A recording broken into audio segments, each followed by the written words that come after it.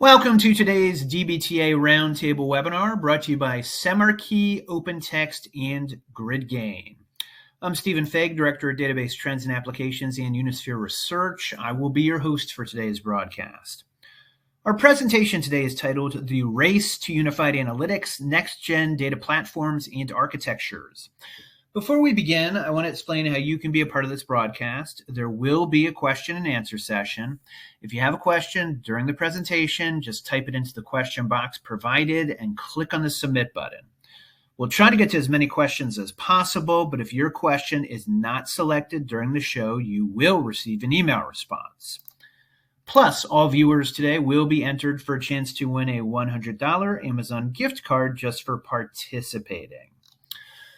Now, to introduce our speakers for today, we have Paige Roberts, Open Source Relations Manager at OpenText Analytics and AI, Stephen Darlington, Principal Consultant at GridGain, and Brett Hansen, Chief Growth Officer at Semarkey. Now, I'm going to pass the event over to Paige to get us started. Welcome to the broadcast, Paige. Thanks. Hi there. So I'm going to talk a little bit about the unification of the two classic architectures to solve a lot of the problems in companies that need both business intelligence and machine learning AI to stay ahead of the competition, which is pretty much every company. So it should apply to almost everybody listening. So first of all, back in the day, the data warehouse architecture was the big thing. It's time tested for doing business intelligence and, aka descriptive analytics. It has mature strengths like security and reliability, and it also has highly optimized performance, and it serves many concurrent users at the same time. So about 15 years ago, along came a new architecture. We pretty much threw the old one out the window and started over rather than trying to fix the one we had. So this data lake, this new architecture, sought to address the data warehouse's weaknesses. It handled all sorts of data, streaming data, multi-structured machine data, and it stored it at high scale affordably, and that was kind of a key, that it was affordable. It lacked, however, the performance of the data warehouse, and even now it doesn't do well with multiple concurrent users or workloads. It has to throw more nodes on there to handle that. However, its biggest advantage was that it allowed companies to do more advanced analytics. It allowed machine learning and AI because they needed those larger, more diverse data sets. In the past 5 years or so, organizations realized, hey, I need both BI and machine learning to keep up with my competitors, so I should have both of these architectures, right? That caused its own problems. So the first problem that it caused is that your stack became huge and complex, and there was no way to improve performance or, I need better performance. Let's add more nodes. Oh, I need more capacity. Let's add more nodes. That was pretty much the only way to improve it. And data engineers were constantly duplicating effort because they had to build pipelines to both the data warehouse and the data lake. Finding the data in the lake, I generally refer to that as going fishing because it was always slow and difficult, and multiple applications, including query engines, web applications, data science tools, these all accessed and changed the same data. That led to massive inconsistencies and massive governance and data quality issues that made the final insights that you got from that data untrustworthy, kind of garbage in, garbage out. And due to the necessity for data science to do proof of concepts on little bitty data samples, they had to move those to a separate sandbox because of the technologies of the time, the Python and things like that. Their engines couldn't handle anything larger than that. So they had to do their POCs separately. And every step that they did, they had to do 25 data preparation steps.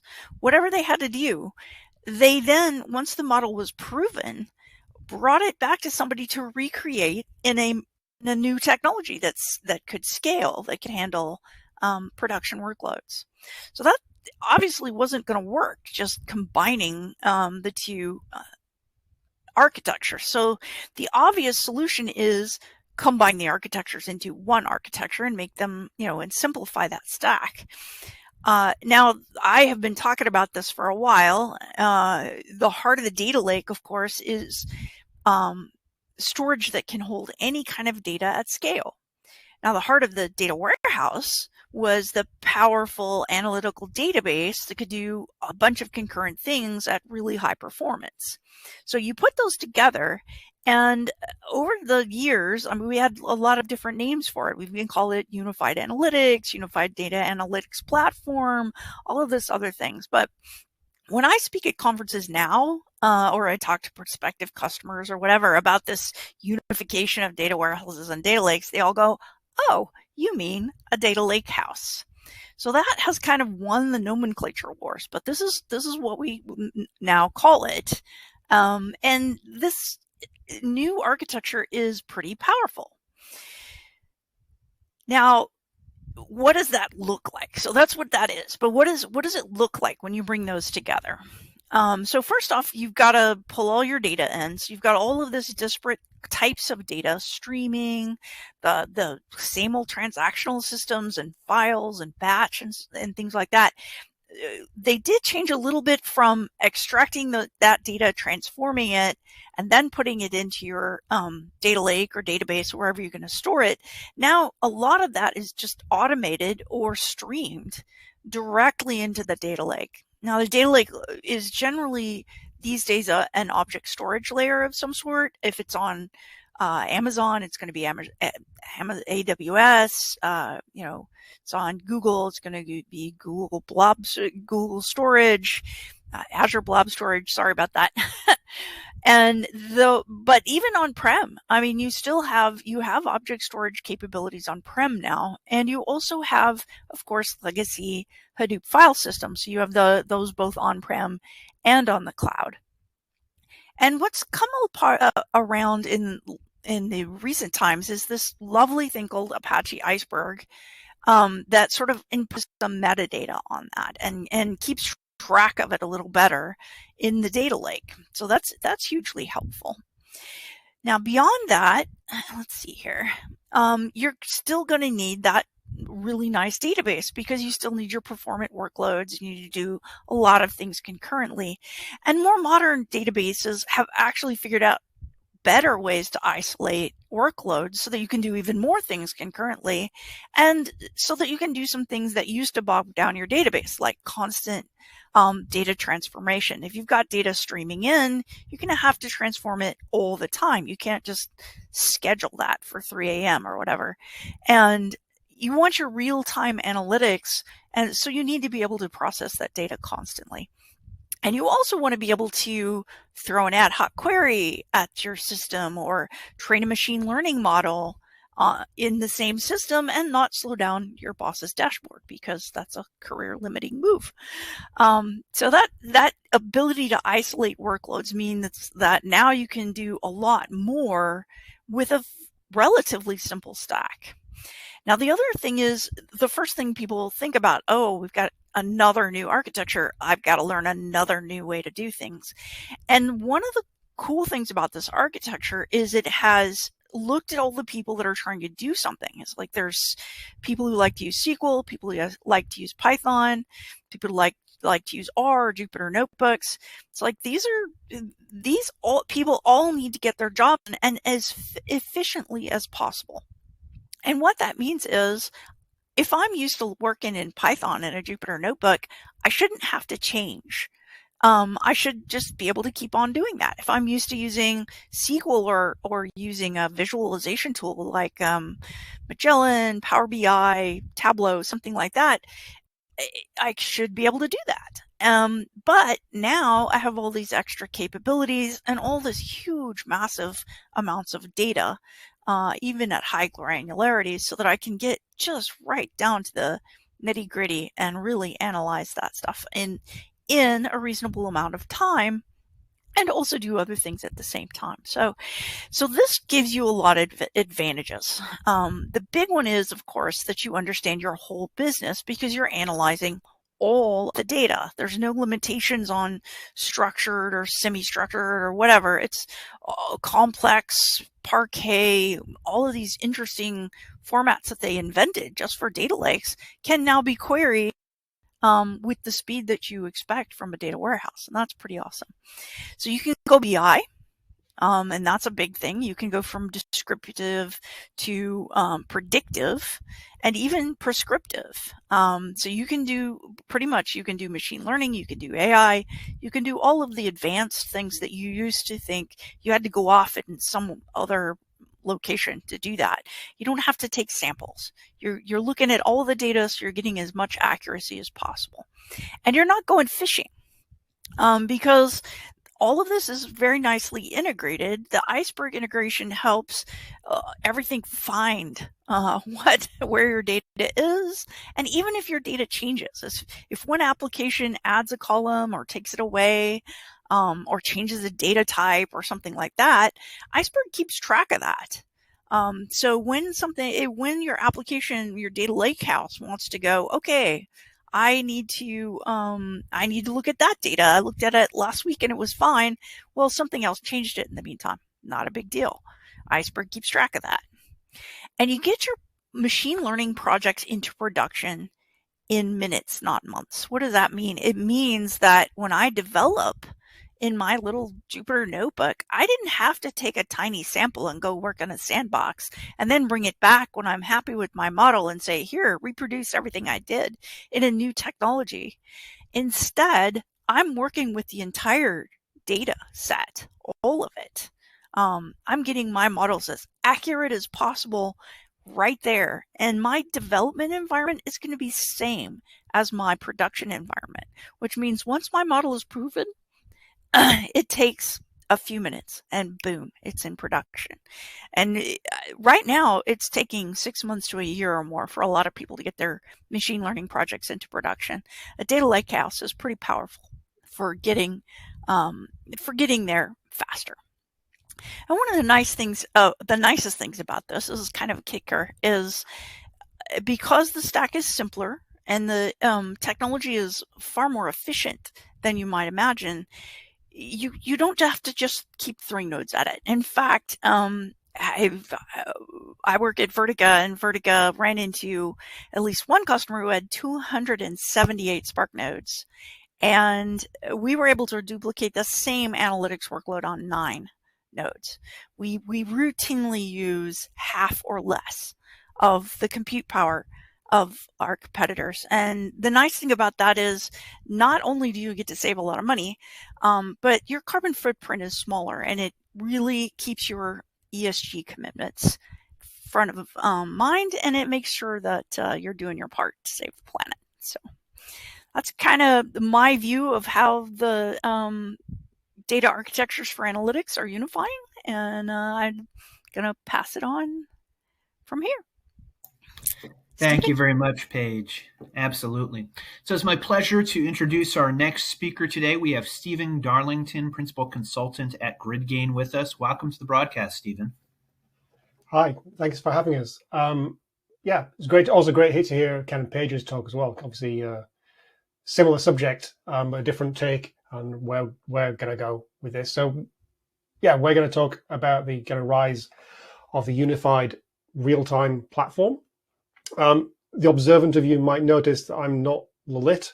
He had to go away to do something urgent. Something urgent came up, and I had to kind of stand in at the last minute. So if this doesn't sound super slick, that's probably why. But I think I get the gist of this, so I think we can go ahead. So just to kind of set the stage and kind of the context of where we're going, where the whole industry is going, we're seeing this kind of massive rise in the kind of volume of data, and also the demand for the data itself and the kind of processing of it. And this comes from multiple different angles. So you can think of it like all the tide lifting all boats, but it kind of all kind of integrates and comes together. So you can kind of think of it kind of starting almost with artificial intelligence. Artificial intelligence is something we're seeing obviously a lot more of these days. We kind of see, the chat GPTs and Bard and all that kind of stuff. But we've been doing machine learning artificial intelligence for actually quite a long time. And where that comes from is, in order to kind of get the best results, you need large amounts of data. But where does large amounts of data come from? Well, multiple different sources, but things like 5G allow you to do that. 5G has a vastly greater bandwidth and much lower latency than we've seen kind of previous systems. Things like 5G enable to do things like Internet of Things much more easily than we've done before. So Internet of Things allows kind of edge computing, allows data to be coming from more and more different sources of information and kind of data, and kind of feeding that in, kind of feeding over 5G in kind of low latency and feeding it into our artificial intelligence machine learning systems. And this is like a virtuous cycle. And then you bring in things like social media, where we need instant gratification. We want to get the information as soon as possible. We can kind of take that information, get sentiment from it. Again, that feeds into the artificial intelligence. We use that on our 5G mobile phones. And maybe information is coming in from our Internet of Things to get more insight, bring that kind of data together. So these four things together result in just increasingly vast volumes of data and demand to actually kind of process and analyze that as well. And the problem with bringing all those things together is that any one of them is actually quite complicated on its own. But you bring them all together and you get kind of big, complicated problem. And ultimately, there's kind of four bits of that we kind of see. So firstly, the data is all in silos. Like I've got a nice system here with my data, but in order to kind of get the full analysis, in order to understand it, if I can see the sales in my organization, I need to kind of integrate that with the customer database and the warehouse database to get a holistic view of the whole system. There's no point in just seeing one or the other together. You need to bring them into one place. But then that means you have to move data from one place to another. And there's two things with moving the data. So firstly is latency. That movement takes time. So the data I have is actually less relevant at the time. And secondly, the volume of data, just the time it takes to send terabytes of data over a network is also problematic. But in addition to the size of data and to the amount of time it takes to get over, there's no point in just having the data. We need to do something with it, get actual insight from it as well. And so processing that data in real time with low latency is an incredibly hard problem to solve. And we see solutions to a number of these things. Like you can go out and buy products that kind of solve your silos and aggregation. We see solutions that can help with your latency or scale. So you can go to your AWS or your Azure, and there are products out there you can get that kind of solve bits of this problem. But there are not many out there that kind of solve all of them together or many of them at the same time. I think you can probably see where this is going, but bear with me for a few more slides. So that's like the general kind of big picture of what we see across the industry as a whole. But even within a specific organization, we see that same story playing out again and again. So this definition of data being relevant has changed over time. So we started off where all your data is kept in a silo. You've got your sales system or your warehouse database or your finance system, all kind of nice and separate. I can go and get my dashboard or analysis about a particular department. And that's great. That's kind of useful. But it'd be better, as we mentioned, if you can kind of integrate these systems together so you can see what's happening across the whole organization. So it's great to know that your warehouse is full of products. But where it might be useful is to know that you don't have any new items coming into your warehouse because a shipment has been delayed. And to get that information together into one place, you need to kind of integrate your enterprise.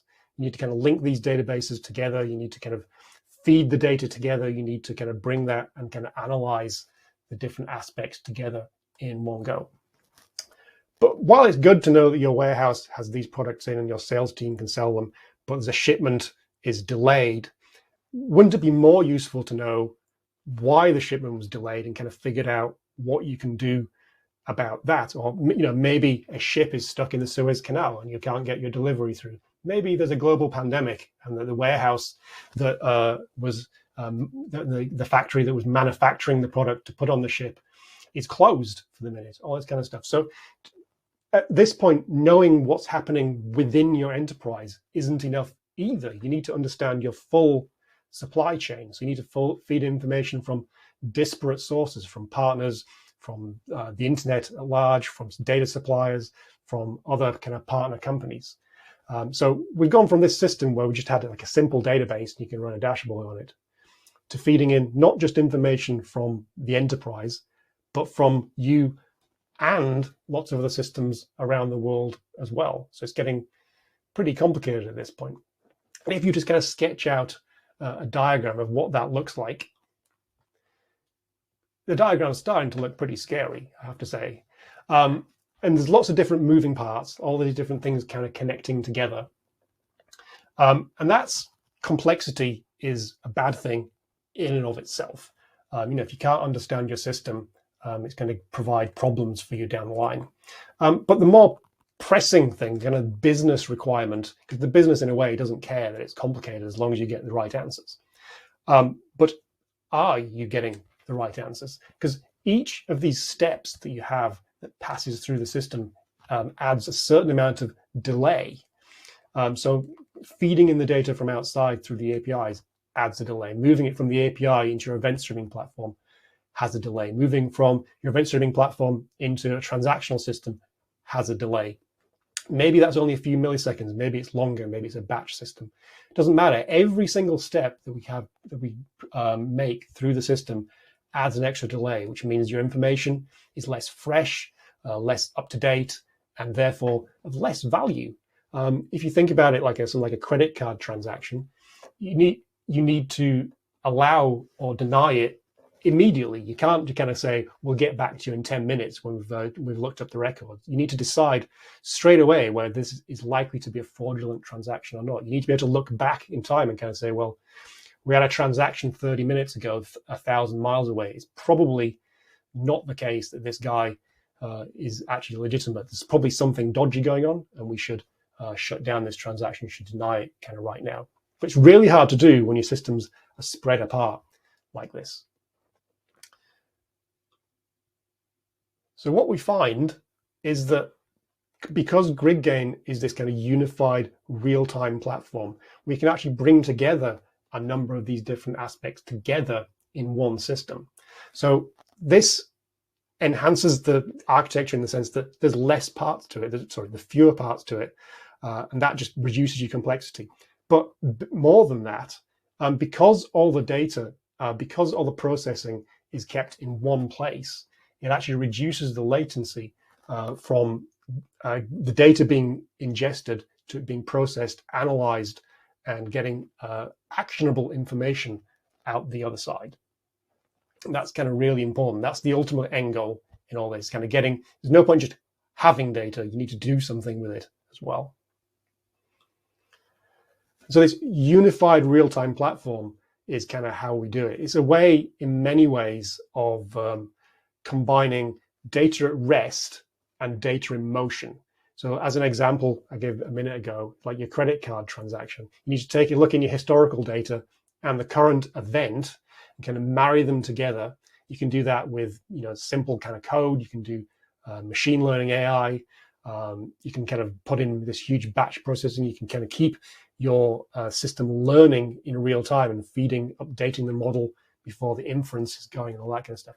And because it's all in one platform, because we have the technology that allows you to work on that data together, it also allows you to do it in low latencies as well. So it's all four of these aspects. So data at rest in motion, real time, low latencies, and complexities all together, which is pretty unusual. It's a unified real-time data platform. These are kind of the categories that Gartner kind of put together when they kind of came up with the term. But largely speaking, it's to do with these high-speed processing, high-speed transactions. GridGain can be a system of records, so we can store the data. We're a database as well as just an in-memory data grid. We can bring data together from different systems, this data hub architecture, which is kind of becoming increasingly popular. But the key really is the kind of other side of this. So rather, there's many systems that can just store the data. We can store it on disk, but we can also process the data in real time using the kind of stream processing kind of paradigm. And that kind of brings all kinds of advanced analytics and AI and machine learning technology. You can kind of fully analyze that data as it passes through the system. And this technology gives us many different kind of real world applications. So just a few weeks ago, actually, I gave another webinar on real-time risk management. Again, that's kind of feeding data in from multiple systems, huge amounts of processing. So you take in the trade, you break it into smaller pieces and calculate the risk, and then provide that information downstream to other people to make decisions based on. So this is kind of integrating the digital integration hub, where you're bringing together disparate systems to make decisions based on the risk downstream. Sometimes you kind of use machine learning, transactional analysis to kind of make that happen as well. It's all of these different systems are enabled or improved dramatically by this kind of underlying kind of technology. So the technology, this is our standard slide. We use the architecture. Don't worry, I'm not going to go through every single element on here, but the key bits are the two bits in the middle. So we have this in-memory data grid. So we have the data is largely stored in memory with the kind of older stuff on disk. And we have this compute grid that allows you to work on the data. You can either using your own code or APIs above, so kind of key value, SQL, and so forth. But the secret sauce in many ways is what we call this kind of co-located compute. So we avoid moving data. We work on the data in place, and that allows us to store the data and process it in real time without that kind of latency, without the cost of copying the data from machine to machine. So in summary, kind of GridGain kind of gives you kind of this kind of unmatched speed and scale. We store the data in memory. We can scale horizontally. We can use commodity hardware, and we have this secret source, this kind of co-located compute that allows you to kind of avoid data movement. But more than that, we have full ACID transactional support. So your transactional systems will work exactly the same. And we have this full persistent layer. It's not just memory mapped files, it's actually proper database. It turns GridGain into a database. We support SQL, machine learning, complex analytic workloads, all that kind of stuff. And we run anywhere. So in the cloud, on any different provider, we run on-prem, whatever kind of makes sense. So thank you for your time. It's kind of super quick summary, kind of going through what GridGain provides. Appreciate the opportunity to talk to you guys. And if you've got any questions, please feel free to drop them in the chat. Fantastic. Thanks so much, Stephen. Okay, it's my pleasure to introduce our final speaker today. We have with us Brett Hansen, Chief Growth Officer at Semarkey. Brett, welcome to the broadcast. Thank you. Thanks, everyone, for joining. Brett Hansen, Chief Growth Officer at Semarkey. And oh my gosh, another unified data platform. I know we in the industry use this term too often. Don't worry, we're doing something different. We just like to call ourselves by the same nomenclature. But before I jump into who Semarkey is and what our unified data platform is about, let me take a step back and look at what we hear from customers and prospects about their challenges with data transformation. And I'm not showing you a slide about technology, which probably is surprising many of you. The majority of customers, prospects who come to us are looking for an MDM solution, master data management, which is what we do. This is not their first one. Most of them, this is not their second one. Many of them, it's not their third or fourth or fifth, right? They've been going around and around trying to crack the proverbial, how do we get business to truly utilize data, to become a business that is data-driven decision making. Sorry, got a little tongue-tied there. And it's not a technology issue. I'm not saying that technology is not difficult. I'm not saying that's hard, but the bigger impediment, time and time again, is cultural and people. This study is available online. I encourage you to just go and Google it and you'll find it. It's got a lot of great insights. And what it's telling us is there's a lot of desire, right? There's a lot of push that you're probably feeling from your business leadership around, hey, how do we utilize all this great data we have? And in the end, the biggest challenge is not from a technology, but getting the end user to embrace and adopt.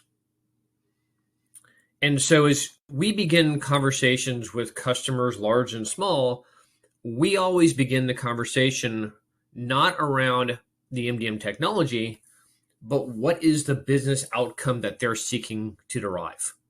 Because we don't want our customers to be part of this horrific stat that Gartner has called out. And our hypothesis, based on, again, dealing with literally hundreds of companies, is failure to establish very clean understanding of business objective is one of the largest reasons for failure of these projects. So we always start with that first pie piece. The second piece is let's not try to go and solve all of the business problems instantly. I know that might be the direction of your business leadership. I know they might have grand aspirations, but let's start with a manageable project. Maybe it's more than one domain. It could be a couple domains, but it's something that is finite. It is something that is bounded. It is something that is achievable. The third is you absolutely need to keep the end user in mind throughout the entire project. And the reason being is if they don't have an interface that they feel comfortable with, that they feel like they can embrace, they're not going to utilize the technology no matter how fantastic. It's just human nature. Fourth, it's imperative to deliver value quickly. Now, what does that mean in the world of data projects? I'm sure everyone's rolling their eyes at me right now. What we're talking about is months. Ideally, staying away from the quarters and certainly not being years. And there's two reasons why you want to be able to deliver that value quickly. One, of course, is you're going to make your business users happy. No, it might not be a completed project, but there's enough value that they can start to see how this project will help them transform their business, thus buying stakeholder buy-in, perhaps even more resources. The second reason is business changes. And it's changing very rapidly. I don't want to go through it's always changing, blah, blah, blah. But if the projects stretch for quarters or years, most likely the business requirements are going to change, resulting in a never-ending cycle of, well, you got this done, but you didn't get this done, so this is really not meeting my needs, and this is a failure. Which leads us to the last pie wedge, which is adapt and evolve. I'll talk a little bit about the experience many of our customers have, but very few in their project after the first sprint. They will go through a few iterations to evolve and build out additional use cases, expand in more domains, and we start this cycle over again versus trying to solve all the problems instantly and never getting it done. So I share this with you because it's the foundation of how we at Samarkey think about helping companies solve their not data problems, but their business data problems, and how our master data management solution fits within that scope. So if I haven't beat this drum enough, I'm going to hit it one more time. That is our focus. And what allows us to be able to focus on delivering business outcomes is the underlying technology that we have. Our experience is no two companies, no two projects are alike. They might be similar, but that's very different than identical. And so instead of pushing forward with a set of predefined templates, which might get you 70% of the way there, our approach is, yes, we have templates that give you some guidance and help you maybe understand how to best build out the MDM solution, but ultimately you need to be able to deliver a bespoke application that meets the specific requirements of your business leaders to achieve the outcomes that you want to have. So rather than going down a template approach, we're saying, let us use our no-code data product to auto-generate an application that meets your needs. Next is having a compelling UI UX design. I'm not going to sit here and argue that ours is the prettiest or the slickest or the fanciest. What I will say is we use Google Material Design because it's something that almost every user, business user, is going to know. And no means comforting. No means, okay, I can get my head wrapped around this. I'm not introducing more complexity. I'm not introducing something that is different because, as we all know, different is often bad. And then finally, we're all about working with our customers and our partners to roll out MDM. Because as I started off with, no two projects are the same. And we have a great underlying platform that can deliver tremendous value quickly, but it still needs that expertise. Human beings are still really important in this process.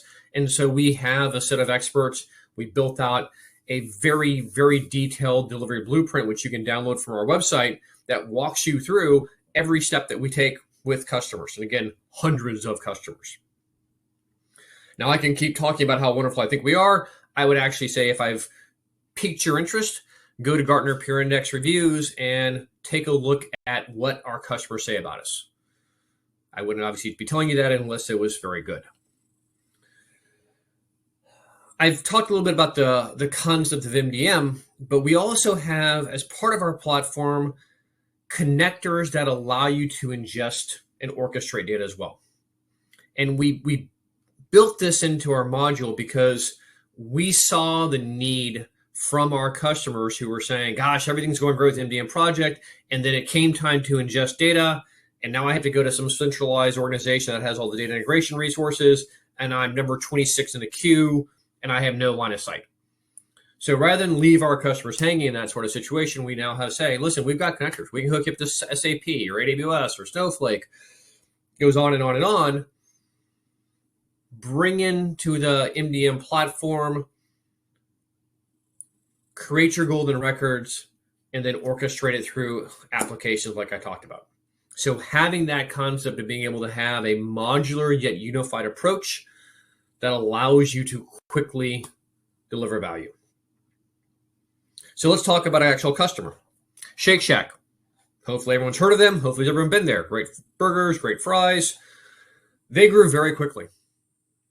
All right, they kind of were an overnight success. They expanded locations across the US and actually across North America. And they were finding that they had a lack of visibility in their locations. And each location had multiple different data sources. There was no way to bring those sources together and look at an absolute source of truth. And from an operational perspective, without that information, they couldn't optimize inventory. They couldn't optimize marketing. They couldn't optimize the operational elements of their business. And it was playing a dramatic role in compromising the success they were having. So they brought us up here in with a very specific mandate.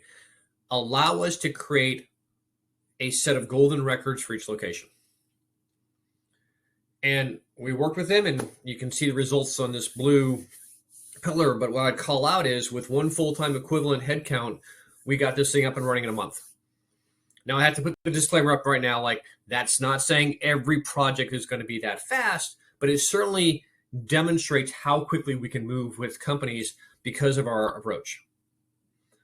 And the outcome from them was they actually had now the operational information by location in a user-friendly format that their business leadership can embrace, that allows them to start actually consuming all the information from a perspective of good, clean, hygienic data that can then drive the right decisions on operations and marketing and inventory and everything else that goes into running a restaurant.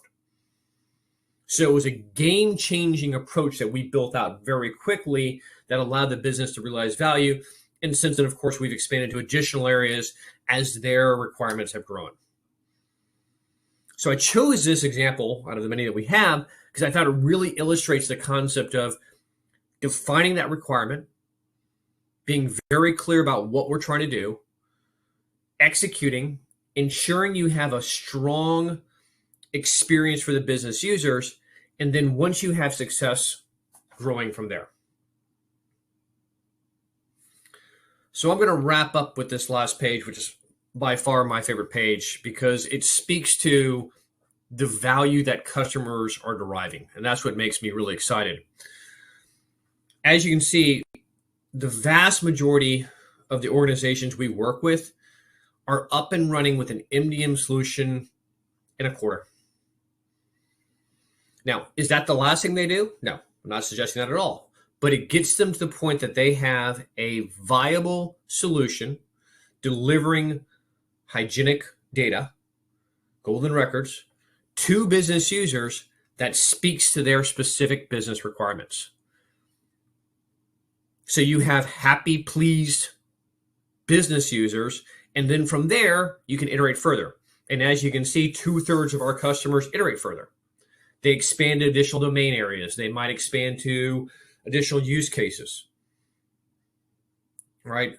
I have dozens of examples of where we start small and then grow and grow and grow to provide more value over time. And we'd love to take you through those if you have interest. And then the last piece, of course, is it brings down your overall cost of ownership.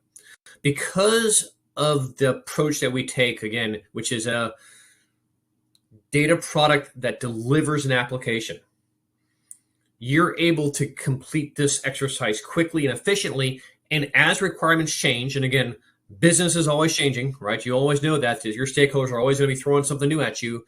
It's not rip and replace. It's not having to tear down templates. It is ingesting new business requirements and then being able to deliver on those applications. So hopefully that piqued your interest in this Samarkey and what we can do.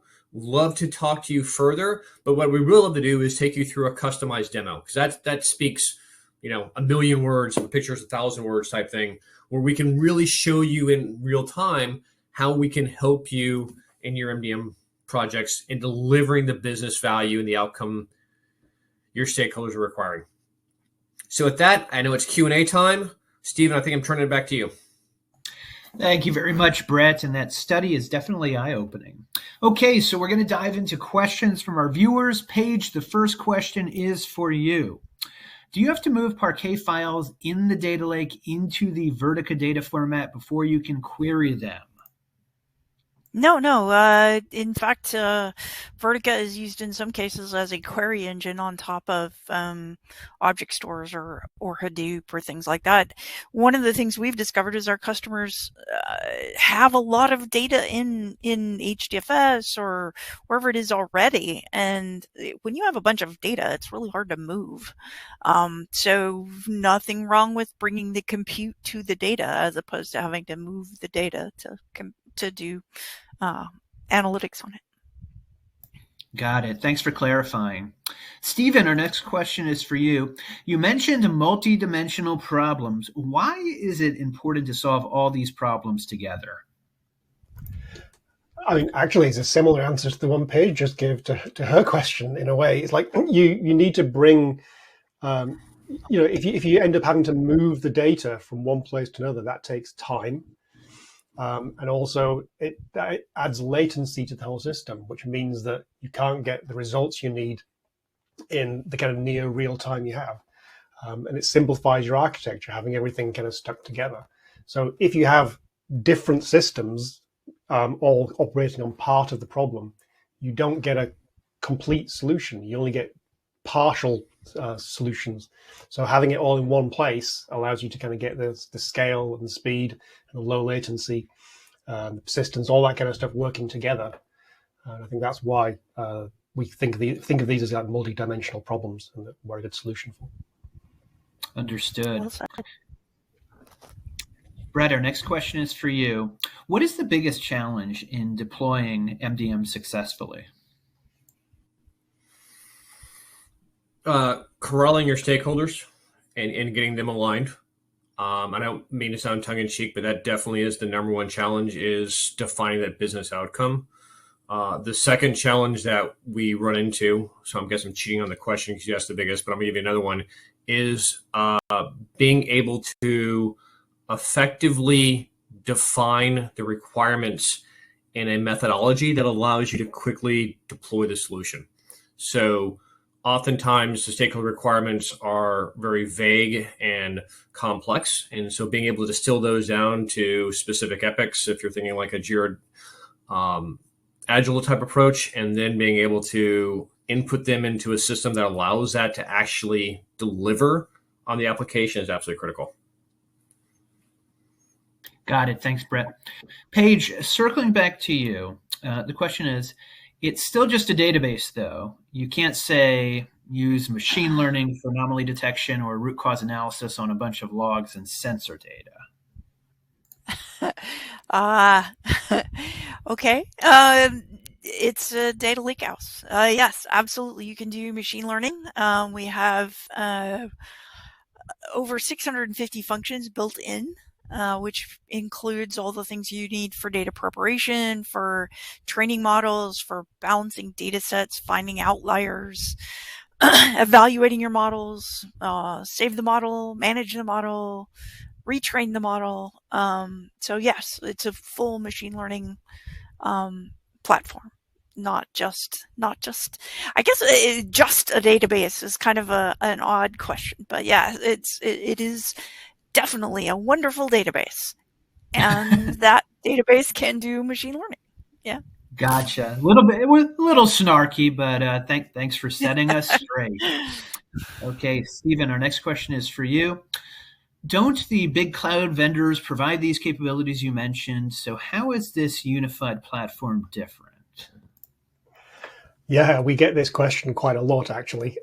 So the main difference is if you go to a cloud vendor, you can get these capabilities, it's true, and you get it under one nice invoice, which is kind of a benefit to the finance department, but it doesn't solve your business problems because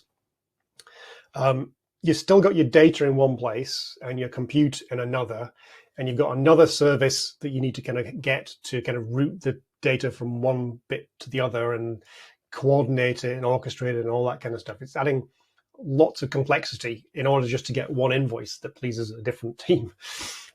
With something like GridGain, where you get this unified approach, you get the storage, the compute, the streaming, and all that kind of stuff in one place, which in addition to kind of simplifying the whole overall architecture, I say it avoids the data movement, which therefore reduces the latency, so it gets the insights that much more quickly. Understood. Thanks, Stephen. Brett, circling back to you. Question, what is the role of AI/ML in data management? Not a surprise you're asking that question, given all the hype around AI and ML. It's two different dimensions. The first is, as has been pointed out previously in this conversation, in order to be successful in developing AI and ML technologies, you need a lot of data. I would actually add you'd also need a good quality data, right? So MDM can play a role in creating hygienic, good quality data that has been reconciled as input into any sort of AI and ML learning. The other side of the house, of course, is there's really exciting opportunities to use AI and ML to improve efficiency of bringing together your master data, right? So reducing the number of individuals who are looking at dedupe or evaluating like records for potential overlap. And it's exciting and it's interesting. It's also a little bit dangerous because obviously that's a black box. And so what we tell our customers, A, approach with caution. B, maybe start with stuff that's not absolutely critical if you make a mistake. There is great AI ML technology that you can plug into, tools by Google, tools by AWS, even ChatGPT, and we have APIs that plug into those where you can start to, enrich some of your data with that AI/ML, learn from that, and then we can grow in terms of providing even more robust merge match capabilities in our technology that would be allow for improved efficiency in your process. Understood. Thanks, Brett. Okay, we have a question here that I'd love to pose to all of you because I think it would be great to get some different stories / viewpoints on this. The question, and Paige, I'm going to direct this to you first. The question is, can you share some use cases or success stories where organizations have successfully implemented unified analytics platforms and achieved significant business outcomes? Ooh. There's a lot of them. So oh, okay. All right. So once upon a time, there was a little startup called Nimble Storage. And back in the day, they were one of the first people who came up with the idea of flash data centers. And at first, everybody was like, oh, this is crazy. And then they were like, wow, this is really cool. So they started growing, which of course every startup in the world wants to grow. But because this was a new concept, they needed to have really sharp, really expensive people on the end of the phone when someone called for tech support. And it's hard to find those people. It is hard to find enough of them if you start growing a lot, which they did. And they needed some way to make this work better. So one of the things they had was a phone home capability. So all of those machines were sending massive amounts of data back, but trying to analyze all that data in any kind of helpful way just was difficult. And they had alert fatigue, and it just wasn't all that helpful. They started using Vertica database, and because we had the capability to scale to whatever they needed to and to analyze data in their lake that was, all of this strange sensor data and all that, and put it together with KPIs, we were able to do a really nice AI ops for them and point out root cause of any problems fairly easily. We didn't have to aggregate data or anything like that. We could point right at where the problem was, and this made their guys so much more productive that they could do 4 times as much work without hiring 4 times as many people. And this means they grew and grew and grew, and they didn't have any problems with the scaling. And eventually HP bought them for $1 billion, which, $1 billion valuation is everybody's dream when they do a startup. And HP loved the system so much that they spread it to a lot of other things. And HP site is all based on Vertica, data lakehouse under the covers. That's one of the things that we do. That's a great story, Paige. Stephen, we'll go with you next. You've had a little bit more time to think about this. I kind of put Paige on the spot, but can you share some use cases or a good story on this subject? Yeah, I'm happy Paige went first. That can be happy to think of a couple of good examples. I'm going to give one quick example and a second one to give a bit more color to it. So the first example is a bank based in the UK. They had a legacy system where they're calculating risk basically in their portfolio management system, and they dropped the processing time from like 30 seconds per transaction down to less than a second. I'm not going to go into all the details of this because if you go to ignitesummit.org and search for JP Morgan, you can see a talk that they did about it that can tell you all the details about that. So we've got quite a lot of use cases in banking because they tend to go for kind of low latency, high data use cases. But the other use case I have, which I can't mention the name of the client, but I can tell you it's in the airline industry. And they use it as part of their scheduling system. Basically, when they try to decide who goes on which airplane, there's all these kind of rules and regulations in part of the system. It's like, if the plane is flying from Denver to Chicago and it gets delayed because of a snowstorm or something like that, then the pilot is only allowed to fly for a certain number of hours. And the air crew are currently based in Charlotte instead or something like that. You've got to take all these things into account and you've got to recalculate everything and all the knock-on effects in surprisingly near real time. Which I thought was a really cool application for this. It's not something I necessarily thought would require all the kind of things I was talking about, the different, the weather patterns and the crew locations and data storage and historical analysis and all that kind of stuff, all pulled together into one system. So those are kind of two examples, I think, the good ways of unifying all the data together. Thanks, Stephen. That's fantastic. And with airlines, whenever those systems aren't working properly, everyone knows because people are all angry about it. So that's definitely a high pressure situation there. Yeah, and it definitely wasn't one of those. Yeah, of course. Brett, you brought up Shake Shack before, which made me hungry. We've got one of those down the street. Any additional, use cases or success stories you'd like to talk about? Yeah, thanks for asking. I will go a completely different direction, which I think shows sort of our ability with our platform to be a Swiss Army knife, if you will. A major oil manufacturer, name cannot be revealed, but one of the big ones you think about them. They start off with an initial use case staying in the airline industry of helping pilots find the fuel depots, which I know sounds a little bit shocking, but you think about these big airports and how do I find the fuel dump efficiently? What information do I need about it? The contact, what sort of fuel it has, all sorts of things that I really don't understand. But they need to be able to get jet A to fuel depot B and filled up. We started there. From there, they said this was great. Let's do refineries and looking at the refinery assets. And this was more of an inventory, if you will, of all the different inventory components. So needing to have a master data management solution for the refinery assets. From there, they said, okay, that's great. We'd love to use this for product and their lubricants division. So we built an application with them around the lubricants and all the different elements that make up the lubricants, almost like a PIM solution, not quite there.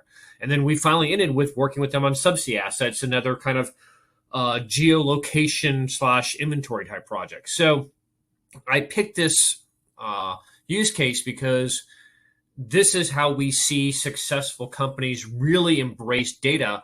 Again, starting off with something fairly simple. Okay, this is a location-based issue of being able to help airline pilots find the fuel dumps. From there, they said, okay, that worked great. We have another domain that we need to tackle, which is refinery assets. From there, we said another one, which is lubricants and product. And then from there, we went to subsea assets. So really expanding the use case and how that company has embraced data to help solve their different problems. Fantastic. Thank you, Brett. Okay, so we're at the top of the hour. We have a fantastic audience today. As I always do, I want to ask each of you one more question real quick, and we'll start with you, Paige. If there's one thing you'd like our attendees today to walk away keeping in mind, what would that be? Vertica can do any kind of analytics anywhere at any scale. Okay, Stephen, how about you?